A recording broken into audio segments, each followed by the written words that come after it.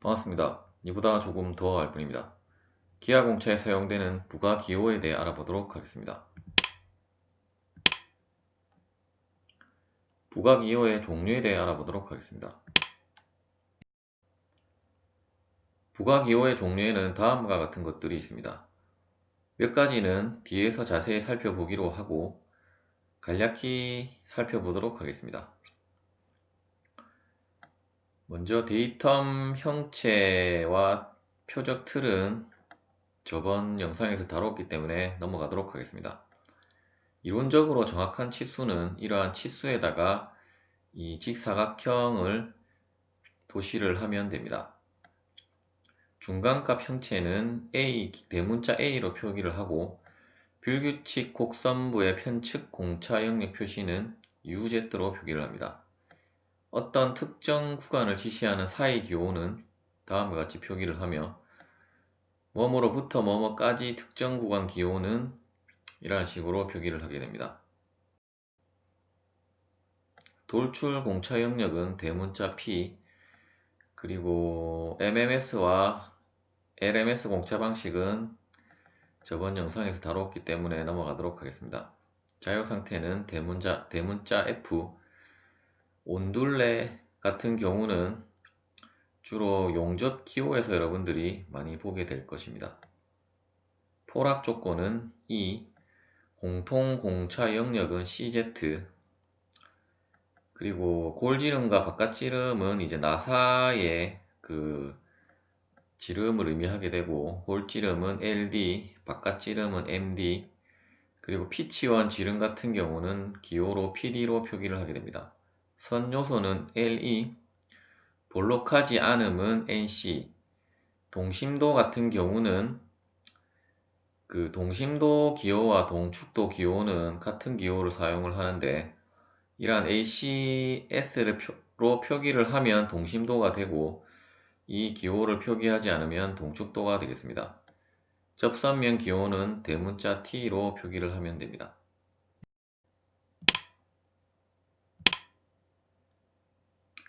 중간값 형체에 대해 알아보도록 하겠습니다.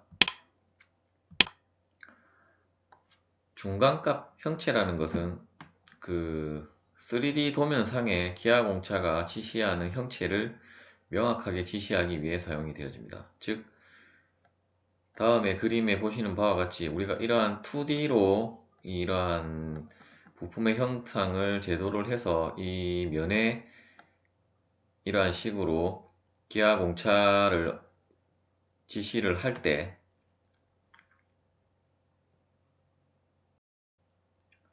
이 경우 같은 경우는 이제 이 축의 원통의 표면을 그 기아공차로 규제를 하는 것인데 만일에 이러한 식으로 3D 형상으로 우리가 작도를 한 뒤에 어떤 이러한 기아공차를 표기를 하면 이렇게 표기한 것이 이 축선을 규제를 하는 것인지 이 바깥쪽 원통면을 규제를 하는 것인지를 명확하게 알 수가 없습니다. 그러한 경우 이러한 대문자 A로 표기를 하게 되면 이 중심 축선을 규제하는 것이라고 보면 되겠습니다.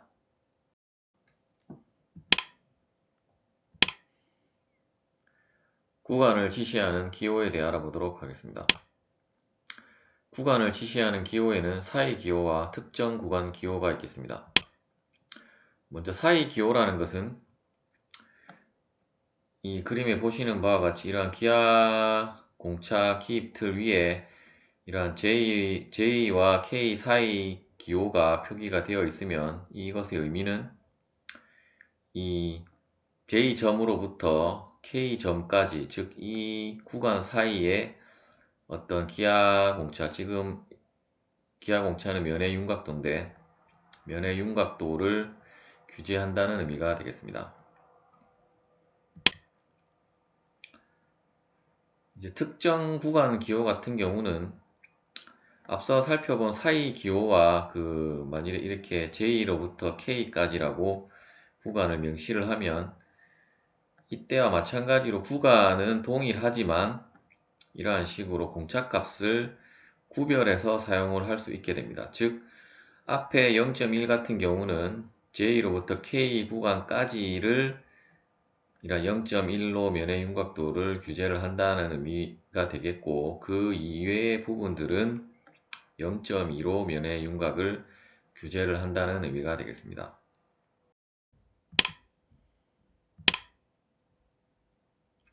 공통 공차 영역을 나타내는 기호에 대해 알아보도록 하겠습니다. 공통 공차 영역을 나타내는 기호는 여러 개의 떨어진 형체에 대해 공통의 공차역을 적용할 때 보조기호 CZ 기호를 사용하여 나타내게 됩니다. 즉, 다음에 보시는 바와 같이 이러한 떨어진 형체에 있어서 어떤 평면도를 규제를 한다고 했을 때, 이때는 이제 CZ 기호가 없을 때는 이러한 면에 개별적으로 이러한 식으로 그 평면도를 0.2를 규제를 한다는 의미가 되겠고, 따라서 만일 이 평면도의 이러한 일직선상에 있는 그러한 그 0.1이라는 값은 개별적으로 다 다르게 적용을 하게 됩니다. 그런데 이제 평면도 공차 뒤에 이 CZ라는 기호를 붙이게 되면, 이때는 이 하나의 평면으로 떨어져 있지만 하나의 평면으로 보고, 따라서 그런 하나의 평면이라고 보고 공차를 적용한다는 의미가 되겠습니다. 따라서 만일 이 전체를 두고 어떤 공차역을 본다면, 이 전체를 보고 이러한 개별 형체에 대한 규제를 했을 경우에는 이 전체의 공차 폭이 0.2를 넘어갈 수도 있지만, 이 경우 같은 경우는 이제 어떤 정확한 데이터 형상이 있다면 그 형상으로부터 항상 0.1만큼의 구간만 그 공차 영역만 허용이 된다는 것을 의미하게 됩니다.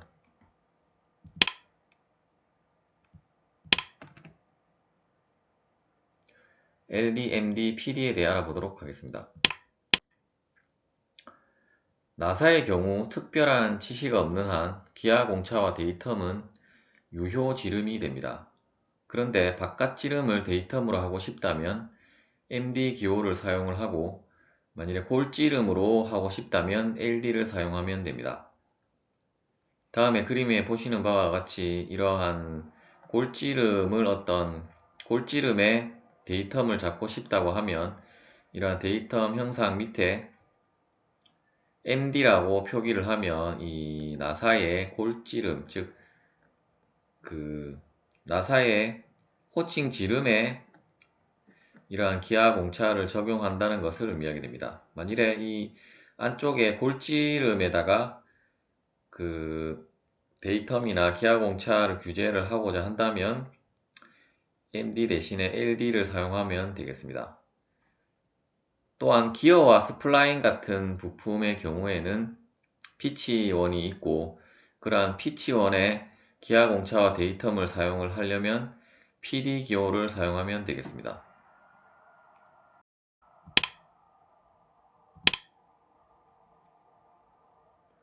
돌출 공차 영역에 대해 알아보도록 하겠습니다. 돌출 공차 영역이란 두 개 이상의 부품의 구멍이 동일 축선상에 볼트나 핀이 체결되어질 때 하나의 부품에 다른 부품의 구멍 깊이까지 공차역으로 표기하고자 할 때 사용되어지는 공차를 의미합니다. 예를 들어 이러한 두 부품이 이러한 육각머리 볼트에 의해서 체결이 되어진다고 했을 때, 이때 만일에 이 1번 부품을 제도를 한다고 했을 때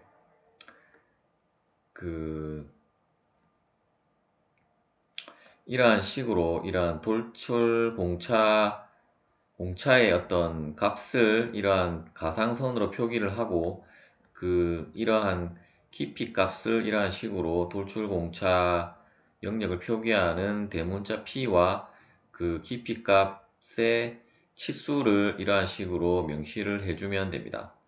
또한 이렇게 가상선으로 표기를 하는 경우를 직접 표기법에 의한 표기가 되겠고, 만일에 이러한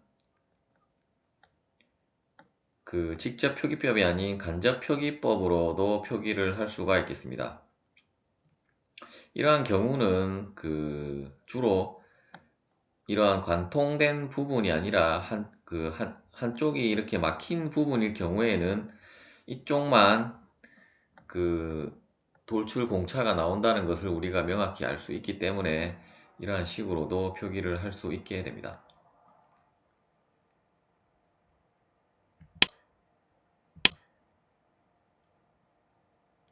포락 조건에 대해 알아보도록 하겠습니다.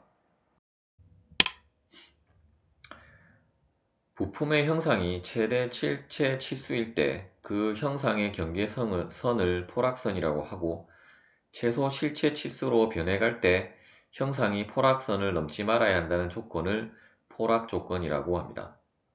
포락선을 형성하는 최대 실체 치수를 갖는 부품의 형상은 기하학적으로 완전해야 합니다.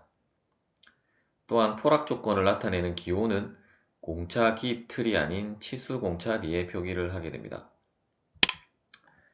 즉, 다음과 같이 어떤 구멍에 이러한 축이 끼워 맞춤이 되어진다고 했을 때 우리는 이러한 식으로 끼워 맞춤 공차를 적용을 하게 되고, 이때 이러한 끼워 맞춤 공차에 의해서 이 구멍 같은 경우는 치수 공차의 범위가 150.000으로부터 150.040까지가 되게 되고, 이때 축 같은 경우는 150에서 149.975가 되게 됩니다.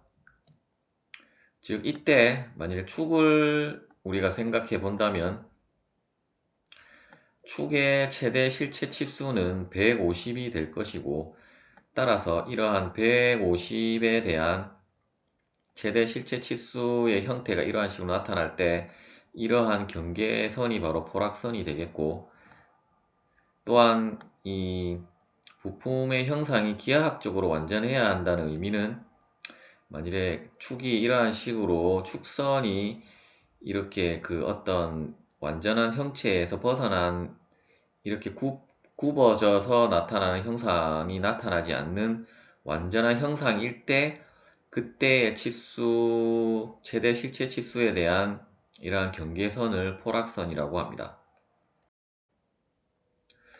따라서 우리가 최대 실체 치수에서 이러한 최소 실체 치수로 변해갈 때 형상이 이러한 식으로 기하학적으로 변화하더라 하더라도 이러한 완전한 포락선 안에 이 형상이 들어와야 된다는 것이 바로 포락 조건이 되겠습니다. 포락 조건의 기호는 이러한 식으로 치수 공차 뒤에다가 대문자 E로 표기를 하게 됩니다. 시청해 주셔서 감사합니다.